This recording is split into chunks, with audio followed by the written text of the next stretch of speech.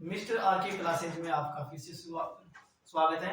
और हम जो है अब जो अगली क्लास जो हम लेकर आ रहे हैं वो है हमारी इससे पहले जो क्लासें हैं उसके आगे आगे का भाग। तो हम जो है इससे पहले की जो क्लासेज में इसकी बात करें या फिर आगे जो अध्ययन की बात करें उससे पहले हम चाहते हैं कि हमारा जो चैनल है मिस्टर आर के क्लासेज उसको सब्सक्राइब करें और फॉलो के बटन पर क्लिक करें ताकि हम जो इसी तरह आपकी जो है अगली क्लासेज जो लेकर आ सकें।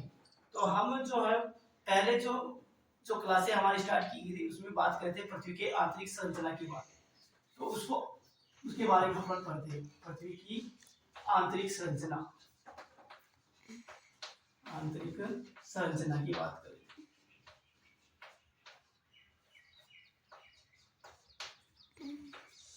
पृथ्वी की आंतरिक संरचना के बारे में हमने बताया था आपको। तो पृथ्वी की आंतरिक संरचना जो है मुख्य 3 परतों के बारे में बात की थी हमने। जो पहली जो परत तो जो थी वो थी भूपटल, दूसरी थी पारवार और तीसरी थी क्रोल। पहली जो परत है उसके बारे में अपन ने अध्ययन कर लिया था। जो ये देखो जो बाहरी जो रेखा जो मैं बना रहा हूँ गोल सर्किल जो बना रहा हूँ बाहर घुमावदार, ये पृथ्वी का प्रतिरूप है। और ये जो बाहरी जो आपको जो रेखा काल्पनिक रेखा जो है गोलाई रूप पर जो दिखाई दे रही है पृथ्वी के प्रतिरूप के ऊपर ग्लोब पर मोटे तौर पर, इसके बारे में अपन अध्ययन कर लिए थे। ये जो परत जो है भूपटल या भूपटल है, भूपटल, इसके बारे में अपन ने विस्तार से अध्ययन कर लिया था इससे पूर्व की क्लास में। अब अपन आज अगर बात करेंगे इससे दूसरी परत की जिसका नाम था पारवा या फिर मेटल। दूसरी जो परत अपन अध्ययन कर रहे थे वो थी पारवा या फिर मेटल।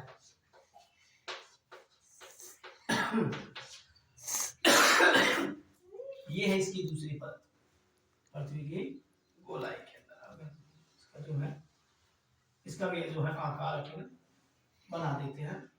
मेटल के बारे में भी अपन जान लें।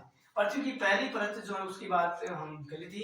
अब जो है पृथ्वी की दूसरी जो परत है वो है पारवा या फिर मेटल। इसके बारे में अपन पढ़ लेते हैं विस्तार से। तो भूपटल के ठीक नीचे क्या कहा गया है, ये जो भूपटल है इसके ठीक नीचे क्या कहा गया है, भूपटल के ठीक नीचे, भूपटल के ठीक नीचे, ठीक नीचे,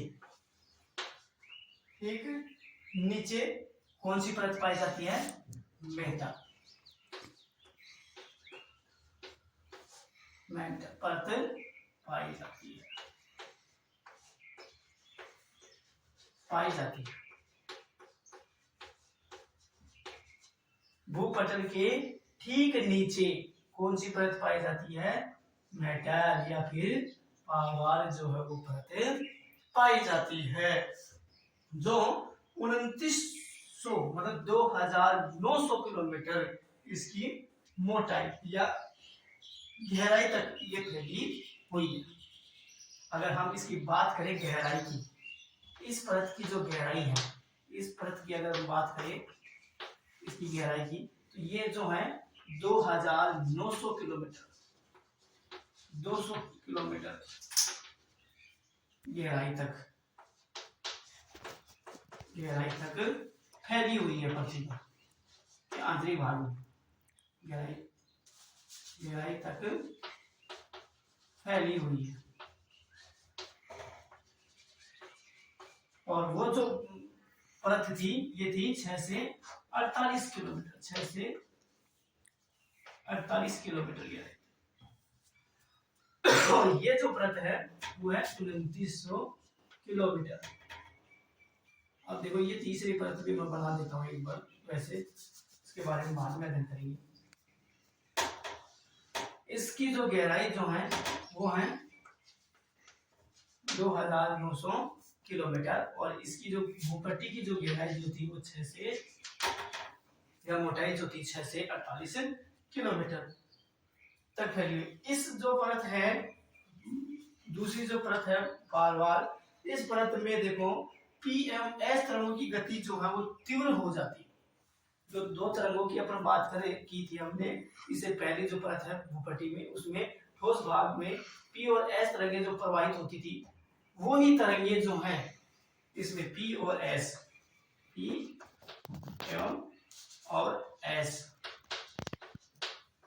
तरंगें जो थी, उनकी गति जो है वो क्या हो जाती है, तीव्र हो जाती है, मतलब तेज हो जाती है, तीव्र हो जाती है। P और S तरंगे जो है वो तेजी से चलना है, और जिससे स्पष्ट होता है कि ये पृथ्वी क्या है, ठोस है, क्योंकि P और S तरंगे किस भाग में हमेशा प्रभावित होती है, ठोस भाग में। और ये जो P और S तरंगे भी तीव्र गति से पारवा या मेटल में अगर प्रभावित हो रही है, तो इससे क्या हो गया, स्पष्ट हो गया, जिससे स्पष्ट होता है, स्पष्ट हो गया कि ये पृथ्वी क्या है, ठोस है। कैसी पृथ्वी है, ये पृथ्वी क्या है, ठोस है पृथ्वी, दूसरी परवा या मेटल। एवं गहराई के साथ इसका घनत्व भी, इस परत की अगर बात करें, गहराई के साथ अगर हम जाएंगे तो इसका घनत्व भी बढ़ता जाता है। इस परत में गहराई के साथ, इस परत में गहराई के साथ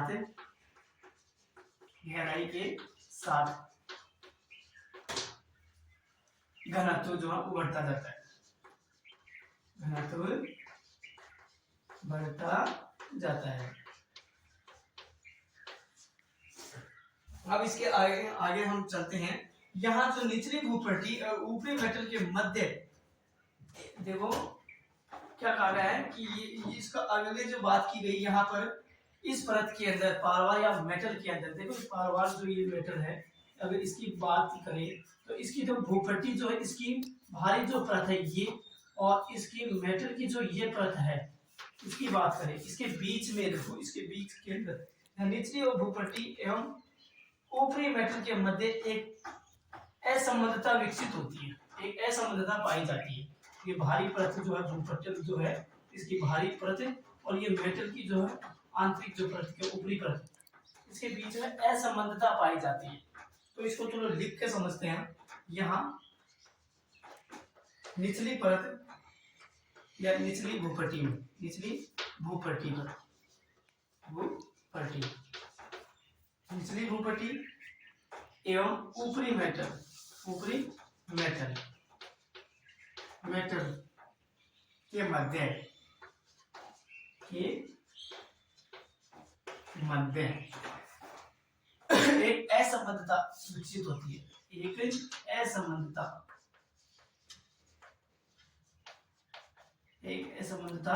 विकसित होती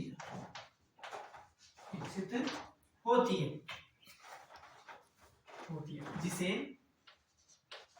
क्या नाम दिया गया है, मोह असंबद्धता कहा जाता है। जिसे मोह असंबद्धता, जिसे मोह असंबद्धता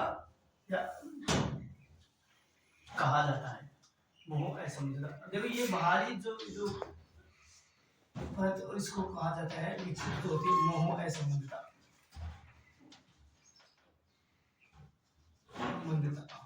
मोह असंबद्धता इसको नाम से जाना जाता है, या मोह असंबद्धता कहते हैं। मेटल और भूपट्टी के, भूपट्टी का तो ऊपरी और इसका मेटल, सॉरी निचला और मेटल का जो है ऊपरी भाग के बीच में एक संबंध स्थापित होता है, असंबद्धता जो विकसित हो जाती है आपस में, और वो भाग जो है उसको क्या कहते हैं, मोह असंबद्धता के नाम से जाना जाता है, या मोह असंबद्धता कहते हैं।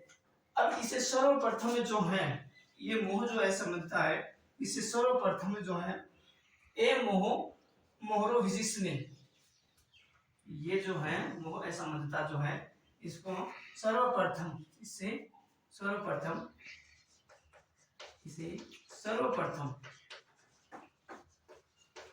सर्वप्रथम अगर बात की जाए तो मोहरोविसिस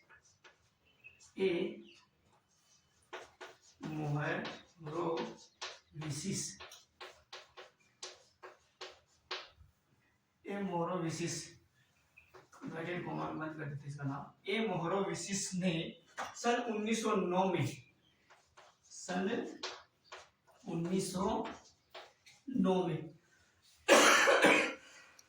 19 में खोजा। आई बात समझ में? ये जो असमानता है भूपटल के निचले भाग में और मेटल के ऊपरी भाग में जो असमानता पाई जाती है, मोह असमानता, उसको सर्वप्रथम ए मोहरोविसिस ने सन 1909 में खोजा और इसीलिए जो है इसका नाम जो है वो पड़ा क्या, वो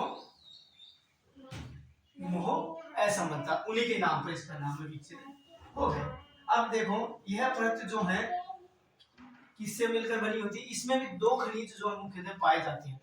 इस परत के अंदर भी मुख्यतः दो खनिज पाए जाते हैं, जैसे भूपटल के अंदर भूपट्टी में पाई जाती सिलिका और एल्यूमिनियम, इसलिए उसको सियाल के नाम से भी कहा जाता है। इसको दूसरा नाम जो था, इस परत का नाम जो है वो दूसरा था भूपटल का सियाल, SiAl, सियाल, सिलिका और एल्यूमिनियम दो खनिज से मिलकर। इसी तरह से पारवार भी जो है वो भी दो खनिजों से मिलकर बनी हुई है।